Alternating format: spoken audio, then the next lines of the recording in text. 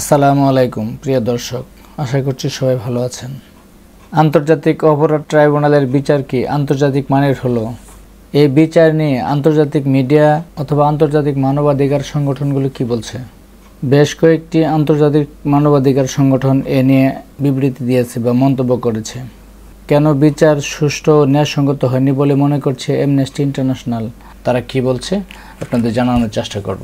নিশ্চয়ই আমাদের পাশেই থাকবেন। আন্তর্জাতিক অপরাধ ট্রাইব্যুনালে সাবেক প্রধানমন্ত্রী শেখ হাসিনা, সাবেক স্বরাষ্ট্রমন্ত্রী আসাদুজ্জামান খান কামাল এবং সাবেক আইজিপি চৌধুরী আবদুল্লাহ আল মামুনের বিচার কার্য সম্পন্ন করেছে আন্তর্জাতিক অপরাধ ট্রাইব্যুনাল। এই বিচার কার্য নিয়ে প্রশ্ন তুলেছে আন্তর্জাতিক সংস্থাগুলো। এই বিচার কার্য নিয়ে অ্যামনেস্টি ইন্টারন্যাশনালও প্রশ্ন তুলেছেন। তারা বলেছেন বিচার সুষ্ঠু ও ন্যায়সঙ্গত হয়নি। অ্যামনেস্টি ইন্টারন্যাশনাল এটা কেন বললেন চলেন একটু আপনাদের শোনাই। ক্ষমতাচ্যুত প্রধানমন্ত্রী শেখ হাসিনা ও সাবেক স্বরাষ্ট্রমন্ত্রী আসাদুজ্জামান খানের বিচার সুষ্ঠু ও ন্যায়সঙ্গত কোনোটি হয়নি বলে মনে করে যুক্তরাজ্য ভিত্তিক মানবাধিকার সংস্থা অ্যামনেস্টি ইন্টারন্যাশনাল।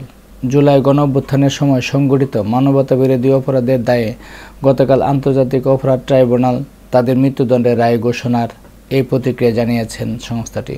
এক প্রতিবেদনে অ্যামনেস্টির মহাসচিব অ্যাগনেস কালামার্ট বলেন, 2024 সালের জুলাই আগস্টের ছাত্রদের নেতৃত্বাধীন বিক্ষোভের সময় যে গুরুতর মানবাধিকার লঙ্ঘন ও মানবতা বিরোধী অপরাধের অভিযোগ রয়েছে সেজন্য তারা ব্যক্তিগতভাবে দায়ী, যাদের বিরুদ্ধে সুষ্ঠু বিচার প্রক্রিয়া, তদন্ত ও বিচার কাজ হতে হবে। কিন্তু এই বিচার ও সাজা কোনোটি সুষ্ঠু ও ন্যায়সঙ্গতভাবে হয়নি। ভুক্তভোগীদের ন্যায় বিচার ও জবাবদিহিতা পাওয়ার দরকার আছে, অথচ মৃত্যুদণ্ড মানবাধিকার লঙ্ঘনে আরও বাড়িয়ে তোলে। এটি সবচেয়ে নিষ্ঠুর, অমানবিক ও অবমাননাকর শাস্তি। কোনো ন্যায় বিচার ব্যবস্থায় এর মৃত্যুদণ্ডের স্থান নেই।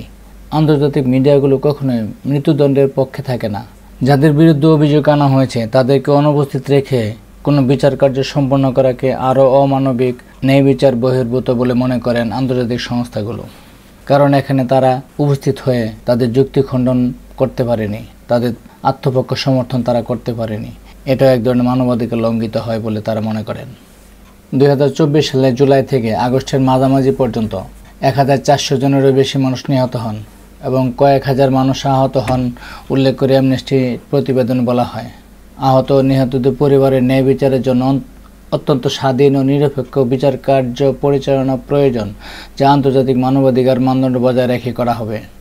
সেখানে এই মামলার বিচার সেই আদালতে পরিচালিত হয়েছে যে আদালতে আন্তর্জাতিক অপরাধ ট্রাইব্যুনাল স্বাধীনতার ঘাটতি ও অন্যায্য বিচার কার্যক্রমের জন্য অ্যামনেস্টি ইন্টারন্যাশনাল দীর্ঘদিন ধরে সমালোচনা করে আসছে। বিবৃতিতে আরও বলা হয়, আসামিদের অনুপস্থিতিতে এই বিচারের কার্যক্রম নজিরবিহীন দ্রুতগতিতে করা হয়েছে এবং এ রায় এই মাত্রার ও গুরুত্বের মামলার ক্ষেত্রে ন্যায় বিচার নিশ্চিত হওয়া নিয়ে গুরুতর প্রশ্ন নিয়ে আসছে।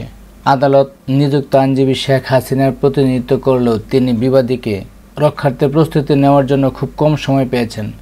ন্যায়সঙ্গত না হওয়া বিচারের এ ধরনের সূচকগুলো আরও গুরুতর হয়ে ওঠে যখন বিভিন্ন প্রতিবেদনে বলা হয়েছে যেসব প্রমাণকে বিরোধপূর্ণ বলে গণ্য করা হয়েছে সেগুলো যাচাই বা ক্রস এক্সামিনেশন করার অনুমতি দেওয়া হয়নি।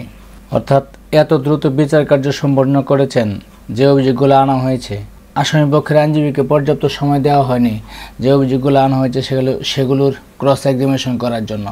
এই জন্যই বলেছে খুব দ্রুত বিচার কার্য সম্পন্ন করেছেন, যা বিচারকে প্রশ্নবিদ্ধই করে।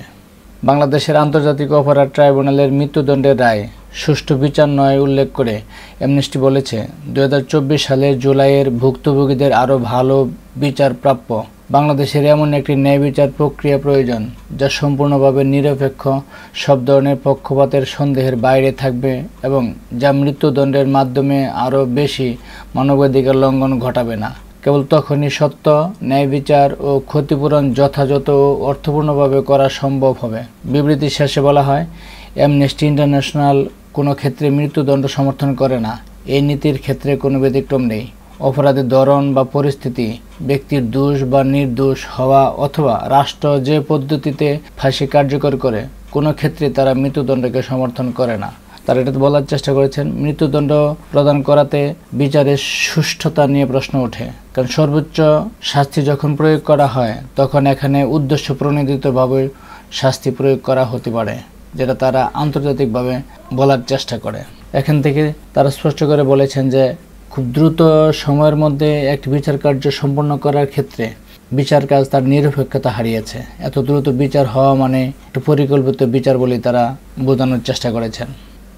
এসব আন্তর্জাতিক মানবাধিকার সংগঠনগুলো আমাদের রাষ্ট্রের বিচার কার্যকে পক্ষপাতমূলক বা উদ্দেশ্য প্রণোদিত বিচার বলে চিহ্নিত করার সুযোগ করে দিল কিনা, যার ফলে দেশ একটি গভীর সংকটের মুখে পড়তে পারে। আপনারা কি মনে করেন? সব ভালো থাকবেন, সুস্থ থাকবেন, নিরাপদে থাকবেন। আল্লাহ হাফেজ।